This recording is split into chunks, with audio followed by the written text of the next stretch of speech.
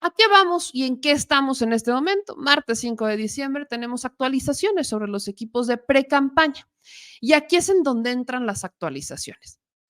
En los equipos de pre-campaña, pues Claudia Sheinbaum hace unas semanas ya daba por hecho, en un solo anuncio, ahora sí que en una sola exhibición, anunciaba quién era su equipo de pre-campaña.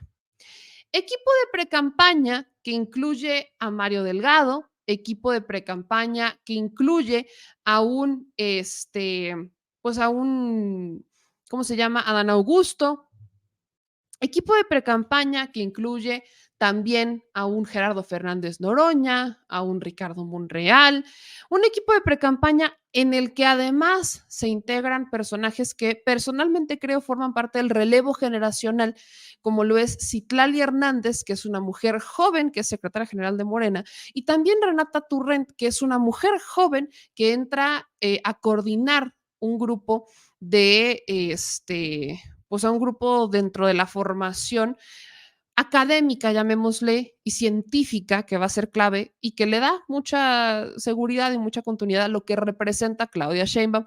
No tanto Andrés Manuel, no porque no lo acompañaran científicos o académicos, sino porque hay una cargada más científica y que está junto con Claudia Sheinbaum. Al mismo equipo de precampaña de Claudia se sumaban perfiles como el de Regina Orozco en el tema cultural. Nadie puede regatear absolutamente nada. Y a partir de este momento de que Claudia Sheinbaum presenta su equipo de precampaña, en donde presenta hombres y mujeres, de incluyentes, el regreso de Tatiana Cloutier como vocera o como coordinadora de vocerías, marcó una pauta para que Xochitl Gálvez empezara a presentar a su equipo de precampaña. Xochitl empieza a presentar gente que se integra a su equipo en cómodos abonos Electra, ¿no?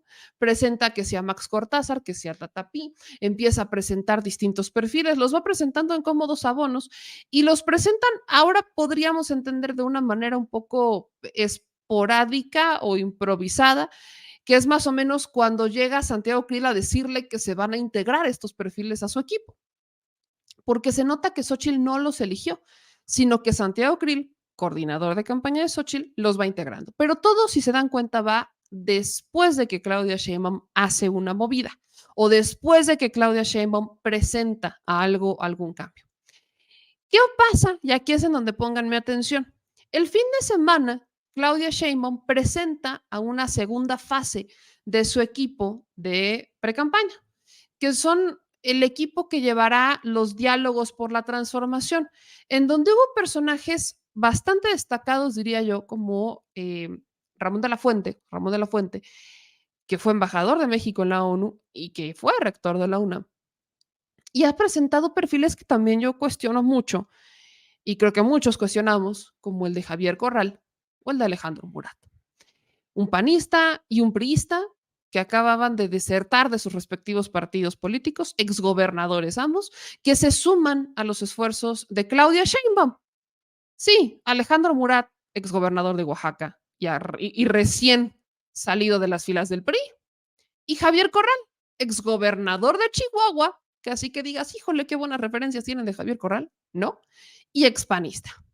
Ambos se suman con Claudia Sheinbaum y creo que son los únicos dos perfiles que le cuestionó a Claudia en sus decisiones de este equipo de precampaña, pero que Claudia los presenta como el equilibrio, ¿no? Un equilibrio necesario para construir el proyecto de nación que requieren los mexicanos.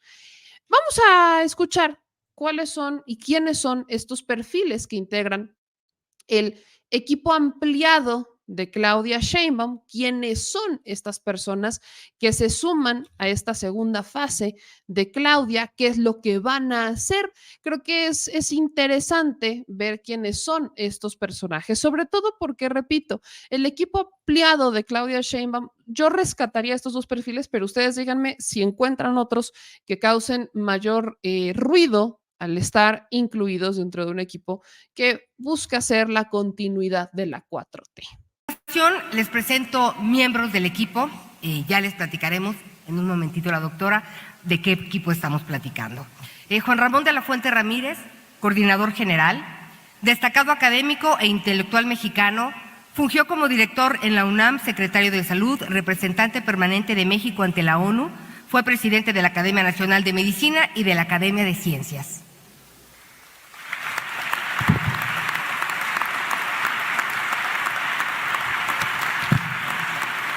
Javier Corral Jurado, abogado, académico y político mexicano, gobernador constitucional del estado de Chihuahua en el periodo 2016-2021.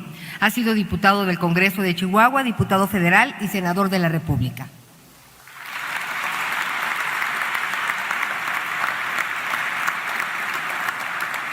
Gerardo Esquivel Hernández, economista y académico mexicano. Fue subgobernador del Banco de México, coordinador de investigación del Instituto Belisario Domínguez del Senado de la República. Ha sido investigador visitante de múltiples organismos nacionales e internacionales.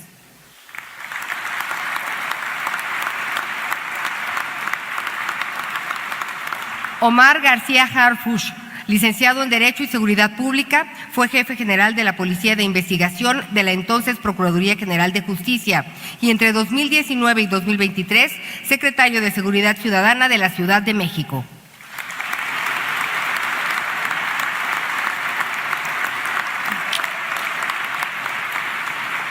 Altagracia Gómez Sierra, abogada y reconocida empresaria mexicana. Preside Grupo Empresarial PEO. El consorcio es propietario de distintas empresas estratégicas nacionales. La persona más joven de la lista de los 100 empresarios más importantes en México y reconocida como una de las personas más influyentes de Latinoamérica por Bloomberg.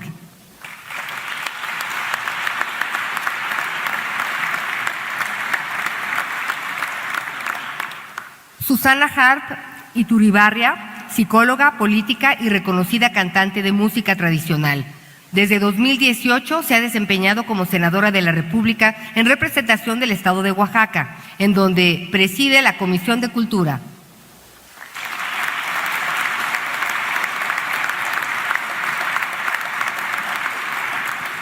Jorge Marcial Islas Samperio, físico, maestro en Ingeniería Energética y doctor en Economía Aplicada. Cuenta con una reconocida trayectoria como investigador y académico en el campo de la transición energética, sustentabilidad de los sistemas energéticos y energía y mitigación del cambio climático.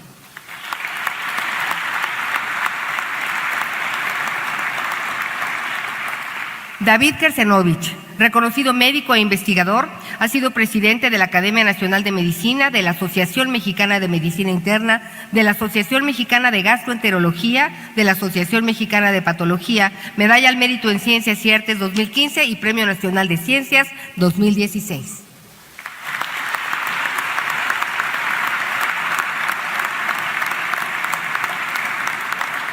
Lorenzo Francisco Meyer Cosío, historiador y académico mexicano.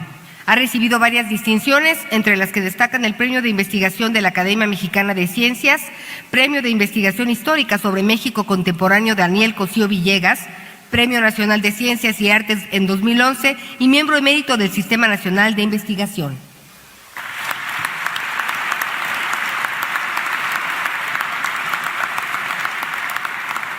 Irma Pineda Santiago, poetisa zapoteca, ensayista, traductora docente, promotora y activista por los derechos de los pueblos originarios, es licenciada en Comunicación y maestra en Educación y Diversidad Cultural. Fue representante de los pueblos indígenas de toda Latinoamérica y el Caribe en el Foro Permanente para Cuestiones Indígenas de la ONU.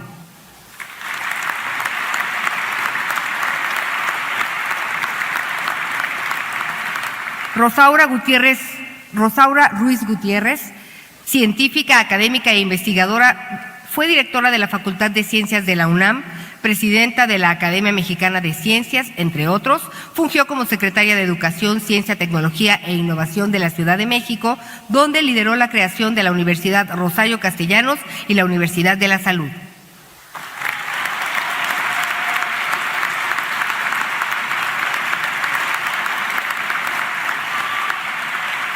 Olga María del Carmen Sánchez Cordero Dávila, jurista, docente y política mexicana. Fue la primera mujer notaria pública por oposición.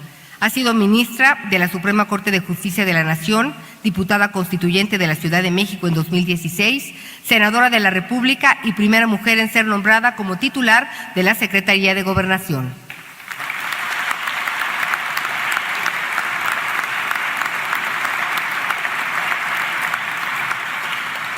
Violeta Vázquez Rojas Maldonado, lingüista y académica mexicana. Ha publicado en diversos medios textos de divulgación y de opinión sobre el lenguaje, ideología y política. Actualmente es codirectora de la revista Cuadernos de Lingüística en el Colegio de México.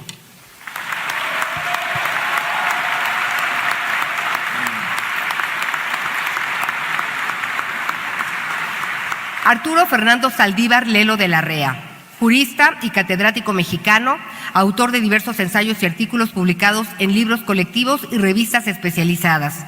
Fundó el Instituto Mexicano de Derecho Procesal Constitucional, fue ministro y presidente de la Suprema Corte de Justicia de la Nación. Ahí está lo que sería el equipo ampliado de la doctora Claudia Sheinbaum, donde está Juan Ramón de la Fuente, insisto, Javier Corral, hijo de su Pink Floyd. Luego no aparece en las listas como tal Murat, pero ahí andaba en el evento, Alejandro Murat, y confirmaba en el evento que iba a tener una, pues que se iba a sumar al equipo de Claudia Sheinbaum. Personajes que yo destaco muchísimo, por ejemplo, el de Violeta Vázquez Rojas, que también que siento que es un perfil muy joven, es lingüista. Está el de Arturo Saldívar, que fue muy polémico por ser ministro de la Suprema y renunciar a la Suprema Corte. Luego tienes otros personajes como el de Pepe Merino o el de José Antonio Peña Merino, que él estuvo con Claudia Sheinbaum en la Agencia Digital de Innovación Pública. Pepe Merino también representa pues una parte de inclusión, ¿no? Pepe Merino ha estado muy involucrado también en temas de inclusión, pero sobre todo él está marcado en el tema de agenda digital o de agenda e innovación digital. Tienes a Diana Alarcón, que fue coordinadora de Asuntos Internacionales del Gobierno de la Ciudad de México, y creo que el perfil de Verdeguer Sacristán podríamos explorarlo a más ya profundidad. Él es ingeniero agrónomo y fue representante, si no es que todavía es representante en la FAO. Entonces, tienes perfiles que te involucran desde la ciencia, te involucran la filosofía, te involucran proyectos lingüísticos como el de Violeta Vázquez Rojas, tienes el de Maya Lorenzo Meyer, historiador académico, analista, etcétera. Tienes también alguien que es de la Academia Mexicana de Medicina, que es David Kershenovich, que es fue presidente de la Academia Mexicana de Medicina. O sea, tienes varios perfiles de diferentes edades. Por ejemplo, el caso de Altagracia Gómez, que es presidenta del Consejo de Administración del Grupo Minsa. O sea, tienes diferentes perfiles que van desde lo académico, lo empresarial, y entonces lo político. Escucho a Javier Corral y me entra así como, me da roña. Javier Corral se ha estado comportando, sí se ha estado comportando, pero pues vaya, no me vayan a salir con que le van a Javier Corral una senaduría o algo así, porque entonces no sé qué tanto Javier Corral pueda salir a defender la 4T y decir, viva la 4T. ¿Se acuerdan que fue uno de los principales impulsores de la Alianza Federalista, verdad? Que después desapareció, murió por la patria y que fue el top 5 de la Alianza Federalista que murió por la patria y entonces Alianza Federalista se desplomó, luego también se desplomó el PAN ya se viene desplomando y así nos vamos, ¿no? La Alianza Federalista y Javier Corral terminaron desplomándose con el Partido de Acción Nacional conforme pasaron los meses y ahora, al no tener cabida dentro del Partido de Acción Nacional, se va con Morena. Y he visto varios posicionamientos de algunos morenistas respaldando que si la biblioteca de Javier Corral, ¿no? Ya saben, una cosa muy, muy interesante, pese a que Javier Corral todavía tiene asuntos pendientes con Chihuahua, no se nos vaya a olvidar. Como, por ejemplo, se le ha olvidado a otros gobernadores, no sabría decir tipo el de Michoacán, ¿no? Ramírez Bedoya, que mucho hablaba sobre Silvano Aureoles, y ahora que es gobernador, pues yo nada más no veo claro, ¿no? Le chachachi, no sé. Y además, Ramírez Bedoya está como en los peores gobernadores de México. Peor calificado, pero ya ese es otro tema, otro costal. ¿Qué es lo que va a hacer este equipo? Que a grandes rasgos, decía la doctora Claudia Sheinbaum, va a ser un equipo que va a llevar van a presentar diálogos, van a hacer foros, cada uno en sus temas, va a ser distintos foros. Este grupo lo que busca hacer es recabar ahora sí que las opiniones y los sentimientos de un sector que pudiera no sentirse dentro de la 4T, como son las bases, los simpatizantes, el pueblo de a pie, para unir lo que se logre en estos foros o en estos diálogos y entonces sumarlo al proyecto que ya se tiene en mente para construirlo, lo que llaman el segundo piso de la 4T. Vamos a escuchar lo que dijo la doctora Claudia Sheinbaum al presentar a este equipo ampliado que está encabezado o que será sobre todo coordinado por Juan Ramón de la Fuente, ex rector de la UNAM y ex representante de México ante la ONU. Y en este periodo en donde estamos en precampaña electoral, he decidido invitar a algunas personalidades diversas. La idea es que ellos coordinen estos diálogos en diferentes temas.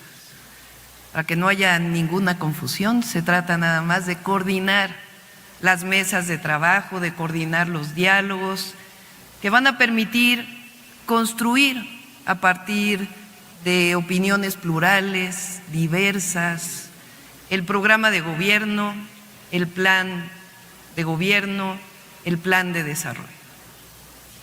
Por supuesto, partimos de algo fundamental, que es el esfuerzo iniciado por nuestro partido Morena, con diversos intelectuales, pensadores, militantes, que nos generaron un documento llamado Plan Nacional o Programa Nacional o Plan Nacional de esta segunda etapa.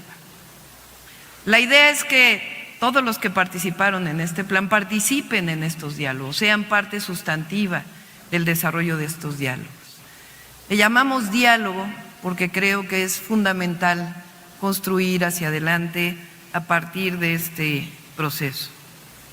Las personalidades que me acompañan en este presidium, coordinadas por el doctor Juan Ramón de la Fuente, a quien le agradezco enormemente coordinar este trabajo, tendrán la tarea de coordinar foros para establecer un diálogo circular que enriquezca el proyecto de nación que nuestro partido Morena enarboló con grandes actores de nuestro movimiento presentes también en este recinto.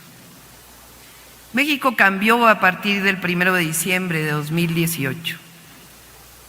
Hace 2 días se cumplieron 5 años del mandato del presidente López Obrador.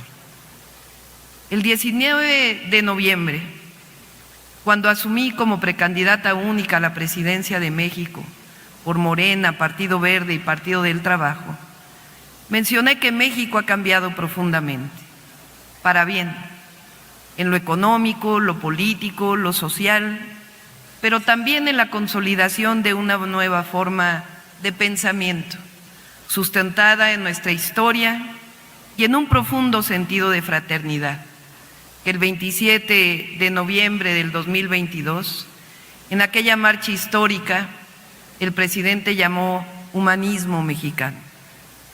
Se trata de que bajo el sistema de libre comercio, el Estado siga teniendo un papel fundamental en la vida de la nación, que no renuncie a construir un verdadero estado de bienestar, que garantice soberanía, seguridad, paz y prosperidad.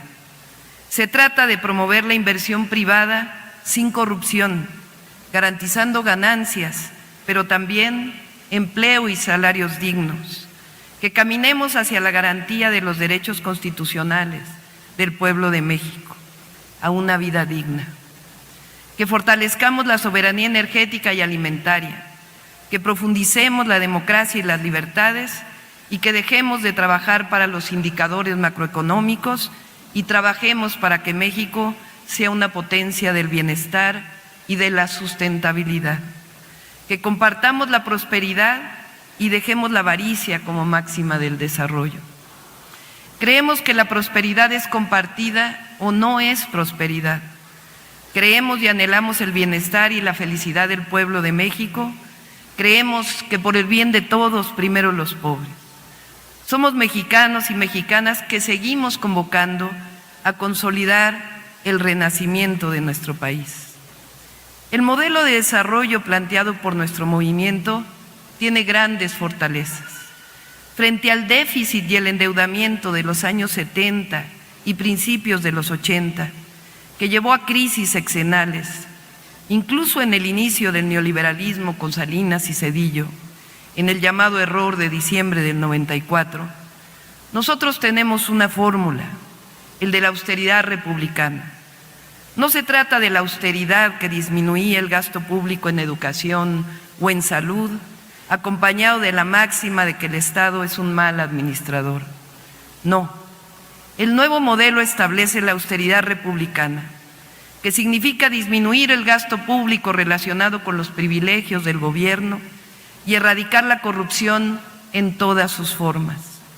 Es decir, se construye un gobierno eficiente, austero y honesto, que ahorra recursos para destinarlos a los grandes derechos, a la seguridad y a las obras estratégicas que potencien el desarrollo nacional, mientras aumentan los ingresos públicos al evitar la evasión y la condonación y se mantiene la estabilidad macroeconómica. Estos son principios del humanismo mexicano. Ese es el discurso de Claudia Sheinbaum. Ahora, aquí quiero leer un comentario bastante válido, como el que dice Wallace. Yo no entiendo a Morena. ¿Por qué suma a priistas y panistas si el pueblo se quería deshacer de ellos? No solo del PRI partido. Lo que hemos querido es que los priistas no vuelvan al poder y Morena, que no los necesita, los revive. ¿De qué se trata el juego de Morena? Lo voy a explicar desde la parte política y es una mera explicación técnica, no tiene nada que ver con mis opiniones personales al respecto. Cuando estás construyendo un proyecto de nación para ser presidente o presidenta de la República, así como para ser gobernador o gobernadora, necesitas incluir a las voces, valga mi redundancia, incluso con las que no estás de acuerdo ideológicamente. ¿Por qué? Porque lo que está haciendo Claudia, y aquí nótese, el proceso electoral como se está marcando en este momento es distinto un poco al 2018, pero brutalmente distinto a el 2012 o a los procesos previos. Me explico. 2012, o sea, en la elección de Peña, Calderón, Fox para atrás, sobre todo en la de Fox, cuando te hablan de una alternancia, te hablaban de una alternancia política de Amentis, una alternancia política en donde nunca existió realmente una alternancia, sino que eran los mismos, solamente negociaban, te vendían que era una oposición pública, pero en lo privado son amigos. ¿Algo cambió? No, absolutamente nada cambia. Te hablan de discursos disruptores, de discursos donde se acusan unos a otros de quién es el peor, quién es más corrupto que el otro, pero al momento de los hechos, las realidades, siguen siendo exactamente lo mismo. ¿Qué pasa en 2018? Se acordarán que incluso Andrés Manuel López Obrador, cuando entra, hubo ciertos perfiles que nada más no nos cuadraban que estuvieran con él. Por ejemplo, Carlos Ursúa. Carlos Ursúa no hacía sentido que estuviera en el proyecto de López Obrador, ni mucho menos que se convirtiera en el secretario de Hacienda. Salud, señor productor. Ni siquiera hacía sentido, porque Carlos Ursúa defendía visiones económicas que correspondían a un proyecto completamente diferente al de López Obrador. ¿Por qué entra o por qué el presidente incluye a un Carlos Ursúa, por ejemplo? Porque mucho se rumoró en su momento que Ursúa, o más bien que López Obrador, iba a llegar a ponernos en peligro. Se acordarán de la campaña que traía atrás de que era un peligro para México y demás. Muchos despertamos viendo los debates, muchos despertamos y dijimos, no es cierto, este hombre no es un peligro para México, en realidad el peligro son todos ellos. Y el único que los va a poner en su lugar es Andrés Manuel. Y eso pasó. Pero incluso con Andrés Manuel, que es al que han llamado más radical de todos, Andrés Manuel llega un momento en donde pues empieza a tener un cierto equilibrio ya en el poder ejecutivo. No es lo mismo un político en campaña que un político en funciones. ¿Por qué no es lo mismo? Porque en campaña lo que necesitas es llevar a cabo un discurso con el que la gente se identifique y que vean tu opción como una opción. En un político en funciones, por mucho que no estés de acuerdo, tienes una responsabilidad mayor a la responsabilidad política, que es gobernar para todos, incluso para aquellos que no quieren. En eso, justamente es eso, en lo que muchas veces no entramos, a veces como que, al menos, y estoy hablando de una parte técnica, que no terminamos de entender por qué, por ejemplo, López Obrador le dio una embajada a el exgobernador de Sinaloa, a Quirino Ordaz, por qué le dio un consulado a una política bastante despreciable del PRI de Sonora. ¿Por qué entonces Andrés Manuel López Obrador ahora le termina también dando una embajada a Omar Fayad, exgobernador del PRI de Hidalgo? Porque son esos acuerdos políticos que lo he dicho en más de una ocasión, no me encantan. A mí no me encanta que el servicio exterior mexicano esté al servicio o más bien sea un tema de ajedrez, porque el servicio exterior mexicano, al menos en el tema de los consulados, digo, en el tema de las embajadas todavía puedes jugar un poco con eso, pero en los consulados sí requieres personal de servicio, sí requieres personal de servicio que se ponga que se ponga a servicio de los mexicanos que viven en esa zona. Y sobre todo en Estados Unidos, híjole, y no, digo en Estados Unidos porque es donde hay la mayor cantidad de mexicanos y que tienen problemas con sus documentos. Quizás no en Europa, quizás no otros, son condiciones diferentes, pero al menos en los consulados que se utilice como un tema de agenda, más bien de ajedrez político, no me encanta. En las embajadas es otro rollo, porque en las embajadas, pues, ¿cuál es el rol del embajador? Muchas veces es un rol de promotor turístico. Exactamente, relaciones públicas. Entonces, pues con que te caiga bien, la haces, o con que al menos te caiga bien, la haces, pero en los consulados no.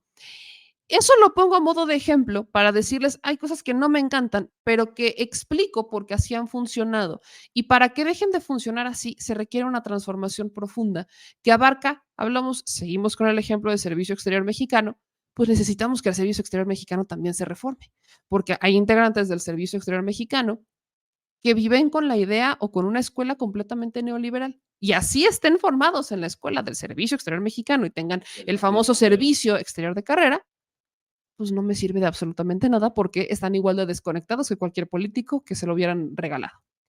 ¿Qué es lo que pasa? Y pongo este ejemplo para explicar el caso de Claudia Sheinbaum. Y ahí es en donde he dicho más de una vez, el problema no es que les abran la puerta a personajes como Corral o como Murat.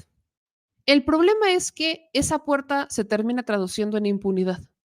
El problema es que esa puerta se termina traduciendo en cargos.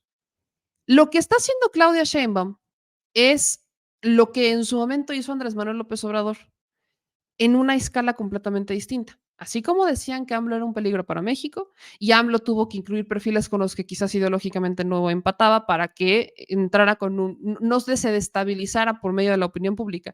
Ahora Claudia tiene que hacer lo mismo, porque el discurso con el que Claudia se topa, no con los votos que ya tiene, ojo, porque aquí es donde quizás muchas personas no pudieran entender. Este tipo de decisiones no son para aquellos que ya simpatizan con el proyecto y que van a votar por Claudia. Este tipo de decisiones son para los que no simpatizan. Son para incluirlos a ellos, que es quizás en donde ha faltado explicarlas.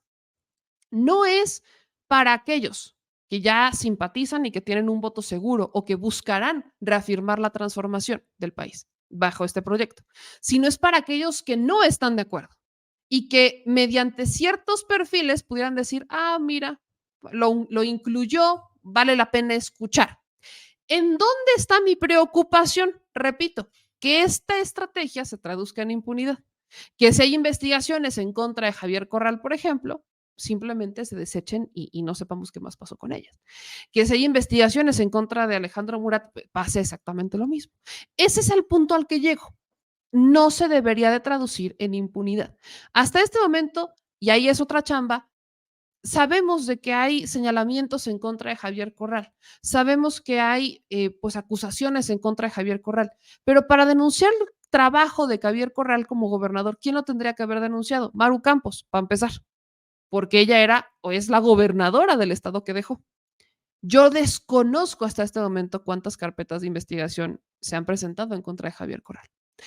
¿Que podemos cuestionar a Javier Corral por mucho? Claro que sí, porque utilizó el poder ejecutivo de manera electoral, porque políticamente no está a favor de la transformación de México y demás. ¿Cuál es el límite? Y eso es lo que le he preguntado, y ustedes son testigos. Esto se lo he preguntado a Citlali Hernández, se lo pregunté a Gatell cuando me senté con él, y a cada político de Morena que busca algún cargo, se lo he preguntado. ¿Cuál es el límite? ¿En dónde se deja de estirar la cuerda? El acuerdo político, ¿hasta dónde llega? Y ahí es en donde algunos me dicen que mientras ellos busquen la transformación, se van a mantener. Pues qué bien, pero imagínense que Javier Corral no está tan de acuerdo con la transformación, le dan el Senado y entonces Javier Corral, en tiempos de un plan C, se termina echando para atrás porque no cree en el plan C. Ese es el riesgo que yo he puesto sobre la mesa y que no soy la única que lo ve, sino que hay muchos. ¿Podemos hablar de eso como un hecho? No, porque todavía no sabemos si a Javier Corral le ofrecieron algo o no. Sería muy ingenuo pensar que no hay algo sobre la mesa, pero no tenemos una certeza de qué es. Entonces, si hago esta explicación para que aquellos que con preocupación vemos ciertas decisiones entendamos de dónde vienen y también pongamos ojos y un dedo, ahora sí que en la llaga, para que las negociaciones y los acuerdos políticos en pro de incluir a aquellos que no simpatizan con la transformación, de aquellos que están indecisos y demás, digan, ah, mira, creo que esta es una opción incluyente, creo que esta es una opción donde me pueden escuchar, creo que esta es una opción, porque algo que tenemos muy claro es que la oposición ha dejado huérfanos a sus simpatizantes. Más bien, la oposición está huérfana de partidos. Eso es un hecho. Esa es una realidad. O sea, la oposición, los que podrían decirse simpatizantes del PAN, del PRI o del PRD en sus últimos momentos de vida, están huérfanos, porque ni PRI, ni PAN, ni PRD, ninguno de los tres.